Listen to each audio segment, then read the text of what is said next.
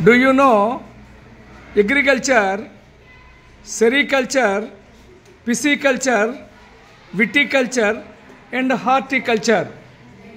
Sometimes we are culture. Some more cultures are there in our textbook. What is the agriculture?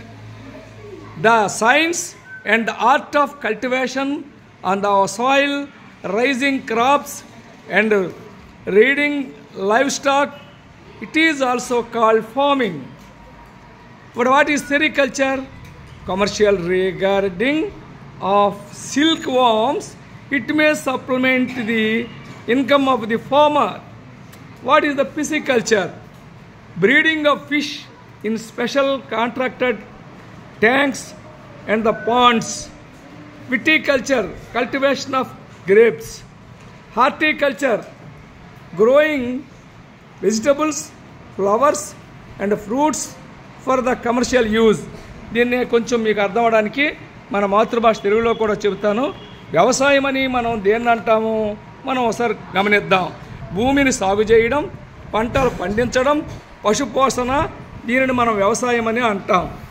మరి పట్టుపురుగుల పెంపకాన్ని sericulture అని అంటాం. మనం పట్టుపురుగుల పెంపకం కూడా రైతులకు మరొక ఆదాయంగా చెప్పవచ్చు. చేపల పెంపకం చెరువులోను కాలువలోను ప్రత్యేకించి చేపలను పెంచడం చేస్తూ ఉంటాం. విటికల్చర్ని ద్రాక్ష సాగు అని అంటాం.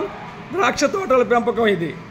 మరి హార్టికల్చర్ని పండ్లు పూల తోటలు పెంచడం, కూరగాయలు పూలు పండ్లు వాణిజ్యపరంగా పెంచడం. మనం మన పాఠశాల కిచెన్ గార్డెన్ అని వాళ్ళ ప్రక్కన పెంచుతున్నాం ఆ బ్లాక్లో.